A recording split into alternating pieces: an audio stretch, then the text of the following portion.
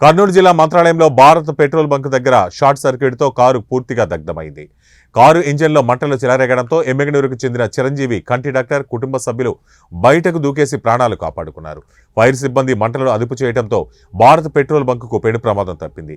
నూతన సంవత్సరం సందర్భంగా కుటుంబ సభ్యులతో కలిసి మంత్రాలయం రాఘవేంద్ర స్వామిని దర్శించుకుని ఎమ్మిగనూరుకు వెళ్తున్న సమయంలో ఈ ఘటన చోటు చేసుకుంది.